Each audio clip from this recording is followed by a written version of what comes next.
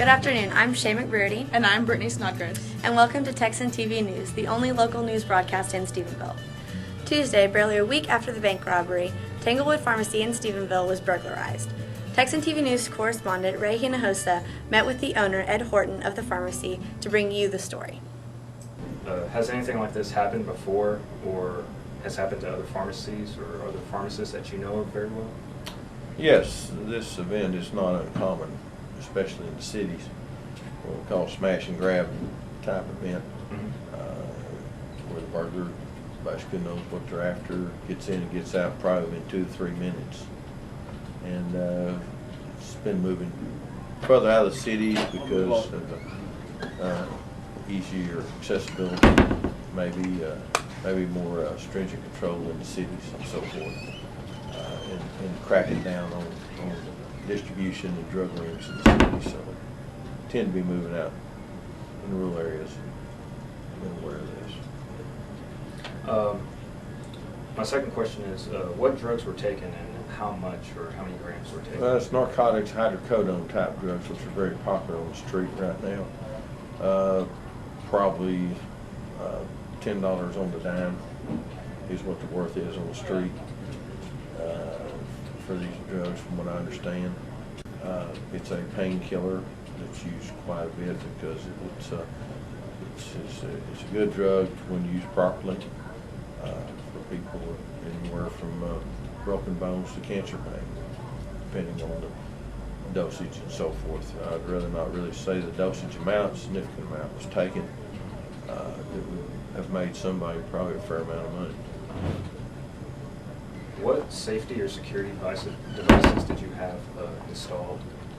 Well, we have a security system that's installed within the pharmacy that works properly. It goes directly when there's a break-in, depending on what type it is, it goes to the police station and they're notified.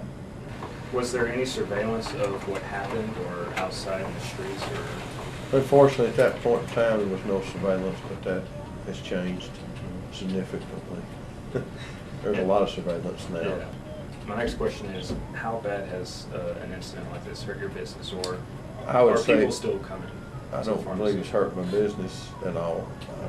We've had a couple of concerns that maybe drugs were stolen that had people's names on it, but that's not true. Only thing they took was stock items.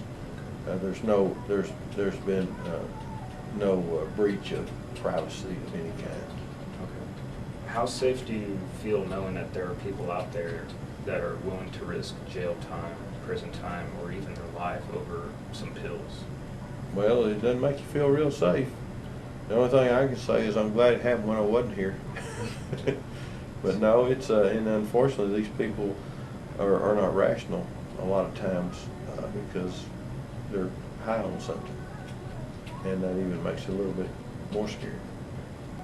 Have you talked with your employees about the burglary, and what do you say to them to ensure that their safety is okay and that they can come back to work and not have any worries? Well, this is an ongoing subject that we teach people and have conferences on, is employee safety and security of a pharmacy. Remind them that they're working in a pharmacy, and probably up next to the bank is the most, it may be higher than a bank on the target list for thieves. And we remind all our people of security, how to just pay attention to people that you don't know, that maybe look like they're wandering around with no mission.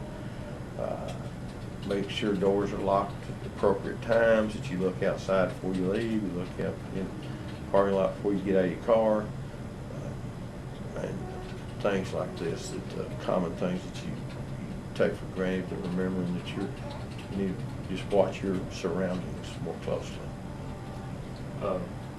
Would meth cooks or addicts be going after hydrocodone, or is this kind of the opposite? It's the opposite, more so. Now, again, most of these people are multi-drug abusers, so yeah, they could be, because if you get high on the meth, the hydrocodone can help bring you down, level you out. And it's a feeling, just a good feeling when you take hydrocodone. You take it in the right amount. It helps ease the pain, and plus it does give you a, not a high, but a patient that's in pain, that it helps relieve it, and you just feel calm and good if it's working like it's supposed to. Yeah, Take too much of it, yeah, you overdose and kill you. Have the police been able to look for a suspect or pick up a lead with the evidence? Well, here? I don't know. They haven't relayed that information to me. At this point in time, I really have no clue where they're at. So they're still an open case, and they're I'd looking for assume they substance. are, and I assume they're looking for people. I can't answer that, though. I think this is a really important question. How do you move on from an event like this? Well, it's like anything. You feel like your privacy's been broken, and you don't like people just coming in without your permission, but you move on. Clean up, pick up, and you gotta go about business providing pharmacy care to your patients. And part of that is providing the drugs that they need. And again, we have taken certain security precautions and changed things around a little bit that would probably make it a lot more even more difficult if they try it again, and more likely for them to be caught. There was something that you could tell the burglar in person. What words or what exactly would you say to the person? He's headed down the wrong path. He's headed down a path of no return, and he's not going to be too productive for society if he continues that. And he's in a dangerous arena. There's people that kill him for what he's got. Is there a phone number or any kind of contact information that people can call in, maybe give a tip, or Yes. let you know about? Stephenville Police Department has what they call Crime Stoppers, and it's you don't have to give your name or anything, but it's 965-2274. 965-2274 to give a tip on this particular incident or any other unlawful incidents that you might know about. In other local news, Stephenville City Council elections are quickly approaching. For all you registered voters, here are some important dates to remember. April 9th is the last day to register to vote. April 27th is the beginning of early voting. May 1st is the last day to submit your application by mail. May 5th is the last day to vote early by personal appearance. Hours will be from 7 a.m. to 7 p.m. And May 9th is the official election day at the courthouse. Once again, hours will be from 7 a.m. to 7 p.m. 4 spots are open on the City Council. The candidates are Jared Crow, Joe Cood, Virginia Abel, Don Zellman, Elizabeth Baxter, Todd McAvoy, Alan Nash, Mark Murphy, Martha Cashin, Andrew Hansen, Gary Solt, Toby Mills, and Doug Sven. We spoke with Rusty Juergens, former City Council member and former mayor of Stephenville. Juergens is now Tarleton State University's Dean of Students. We wanted to find out more about elections and how the City Council operates. Now, here is Kim Lilly with the story. All right, can you briefly explain how our City Council runs and kind of what they're in charge of? How the City Council runs and what they are in charge of. The council is divided up into 8 places and a mayor. The places don't have a district. They're not assigned to a certain part of the community. It's just a way of electing folks by places. So the odd number of places are elected in the odd number of years, and the even number places are elected in the even number of years, with the mayor's position running with the even numbered positions. So there are 9 total individuals that are elected that are responsible for conducting the business of the city. Now, there is a paid staff, professional staff, that really is responsible for the day-to-day operations. But the City Council sets the tax rate, approves the budget, and establishes policies and ordinances that impact the citizens of our community. Okay, can you kind of explain how the elections run, how they operate? One is required. What happens is the city council will annually call for an election, will set the election, and those correspond with the election dates that are approved by the state. A individual who is interested in serving on the city council would file. There is a filing date, a period of time when a person actually puts their name on the ballot or files to have their name on the ballot. And then they identify a place in which they choose to serve in. Okay. Are there any requirements to run for city council? Well, there are some requirements. One must live inside, the primary one must live inside the corporate city limits of the community, of the city of Stephenville. They must be 18 years of age. They must be registered. They must be eligible according to the Constitution of the state. I don't believe you can be a convicted felon. The typical guidelines that are in place for those that hold elected office. But the primary one is that you must live within the city of Stephenville. You can't have any debt owed to the city. You must be at the appropriate age. What types of decisions and issues does the council vote on? Well, it depends on the issue at hand.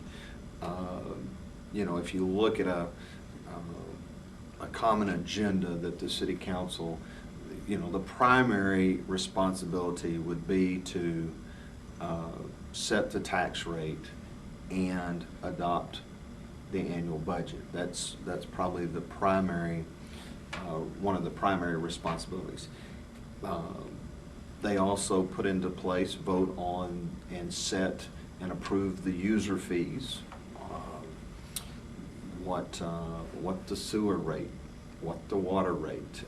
So user fees are issues that they vote on and make decisions on. And they also have quality of life issues that, right now we have an aquatic center, a $4 million aquatic center that is being constructed. They made the decision on how, they made the decision to move forward with the construction of that project. Then they made the decision on how to finance that project. So the quality of life issues, then of course health and safety issues. They adopt building codes and ordinances to impact the quality of life that we have here in Stephenville. Okay. Speaking of elections, in Tarleton news, students will be electing new officers for president and for vice president of the Student Government Association. We spoke with Maggie Moore and Ellie Barrero about their platform and their plans for the upcoming year. Now back to Kim Lilly for the rest of the story. This is Kim Lilly with the Texan TV News Service. This afternoon we met with two of your possible candidates for student body president and vice president Tarleton Texans. We met with Maggie Moore, who is the president candidate, and Ellie Barrero, who is the vice president candidate. Tell us a little bit about yourself. Okay, I'm Maggie Moore, and I'm a sophomore human science education major. I'm from Bridgeport, Texas. I am Ellie Barrero, and I am a sophomore as well. I'm a communications major with a minor in Spanish, and I am from Buffalo, New York. Okay, well Tarleton's like a big tradition school, and I'm sure y'all have a favorite tradition. Tell us a little bit about your favorite and why. Okay, I'll go first. My favorite is LB Reisinger. I don't know why. Mainly, to tell you the truth, I think it's kind of funny. It just cracks me up every time I hear it. So, like, since the first time I came to Texan tour and orientation and stuff, it's always my favorite story. And plus, it's a pretty intense school spirit, knocking a plane down all for Tarleton's sake. So. Mine would have to be Midnight Breakfast, because last year as an FRC, I was an FRC and I helped put on Midnight Breakfast, and this year I actually got on the exec side and kind of did more behind the scenes work, and it was just really cool just to kind of eat the purple pancakes for the first time, I guess. So I would say Midnight Breakfast. What motivated you to run for president and vice president? Well, I can honestly say I never thought I'd be here, I guess, a year ago in FRC. But I loved it. I did FRC last year, and I really liked being involved with the student government side of things. It's fun, you get to know people and stuff, but mainly running for president, I guess it's a bigger title, but I get to serve the whole student body, not just a small group of people. Get to know a lot of people and make a difference on campus. I think my motivation was just basically making a difference, because I saw all of the presidents, Brady and Shane before me, and they kind of did a great job in representing Tarleton's student body and improving the things that students think are more hardcore issues on campus. So that's eventually, I thought that was awesome, and I think that it was something that I could one day do. So I figured, what day is better than that? Maggie, why do you think Ellie will be a good vice president? Why did you choose her? Well, being semi a part of the executive council this year, I got to watch Ellie, who was on the executive council. I was Speaker of the Senate, so I got to go to the meetings and go to the exec meetings and just kind of see what all Ellie did. And she always went above and beyond what she was supposed to do. And that's a quality I would love to have, just working right beside me. She went to all her meetings, gave good reports, volunteered to help when she didn't even have to, so I thought she'd be a good one. What do you think makes each one of you qualified to be president and vice president? I think kind of with us, it's a good mix. We've discussed this before, and I am more outspoken, I'm loud, I'm out there. And Maggie's more reserved. She's more thinker, behind the scenes kind of work. And I think that's a great mix for us. She's really good at attention to detail, and whereas I kind of seem to pass that by sometimes. So I think that the mix that we have and the two different qualities, because we're two different people altogether, but we work so good together. Mm-hmm. So. Okay. What do you think some of the most important issues to address are on campus? Kind of like our platform covers, just mainly, I guess, my goal and our vision together is to have a student body that knows how to contact the student government. If they have any kind of problem, any kind of issue or question, they know exactly when and where to go, what time and how, to get their voice to be heard. And I think that needs to be changed. And also, student body, student government's relationship with the administration. I think that's a big issue as well. Okay. Well, that leads into a question. How do you plan to make the relationship between the student body and the administration better? How do you plan to make them work together? I would say kind of with what happened this year with the whole athletic fee, where certain things were brought to light that we had never heard of before. It was a really tough time as an exec member, and I'm sure Maggie can account to this. It was really hard to look at the student body and say, I'm sorry, we didn't check all our facts. And that's fine, but we don't ever want that to happen again. It's just something that the student body needs to be aware of, and they need to know what's going on at all times. And I think that we don't ever plan on that happening again. So by just having regular meetings and having the administration know that our lines of communication are always going to be open, and if by any means that there's a tough situation that arises, that we're going to handle it head on. So. And along with that, just whenever we meet with the administration, letting the student body know everything that went on. So there's no questions about what's going on over here. The student body really knows all the details, so they're always informed. One of the issues listed on y'all's platform is the recycling program. How do you plan to get students more involved with that and make it more accessible? Well, there is recycling currently on campus, but it's been brought up in several Senate meetings throughout the year and House as well. And we just thought that recycling is obviously important. Everybody's going green. So making recycling kind of in a central location, not just, there's boxes on several different floors of different buildings, but nobody really knows where to take it. So we figured that it would be a good idea to put kind of everything together, maybe in the student center or the library, have a one-stop recycling, if you will, glass or aluminum, paper, any kind of recycling really right there with it, so it's easy. And also along with that is student government announcements, kind of letting you know what's going on with student government right there at that same location. So it's kind of like your one-stop recycling thing. Okay. how do you plan to get the student body more involved in student government in SGA and what goes on? Well, we have two programs under it, and we can both kind of hit on that. We have the affiliate program and also the point program. And the affiliate program is kind of where students who have maybe missed out on being elected into the student government, or they're interested in it but they're not quite sure if it's something they want to do. We would like to let those students that are interested run alongside those that are already involved in student government, to go to meetings and to participate in things and really see what goes on within student government itself, and decide if whether or not next year that's something that they would like to do. That way we know we have people that are interested every year to join student government. And the other program is actually, Maggie touched upon, it's the point program, which is what we're planning on doing is kind of taking organizations each month and kind of highlighting them and getting together, having a meeting or having a forum, an event of any sort, and just saying, hey, this is what the Greeks are doing this month. This is what minority student leaders are doing this month. How can we help you? How can you help us? Things like that. Just open lines of communication where we all know what's going on campus. Because honestly, there's some organizations that put on events that I'm not a part of that I get to unfortunately miss out on because I wasn't aware. So we would like to kind of see that happen more often, kind of unify the organizations as a whole under Tarleton. Thank you, Kim. And remember, Texans, voting starts the 7th through the 9th, and you can vote on the TSU webpage. The last story this week is about the annual Tarleton Roundup. Each year, a group of Tarleton students come together to help out the community around them. This year, over 250 students and faculty, including President Dr. Dominic DeTavio, signed up to help out their neighbors.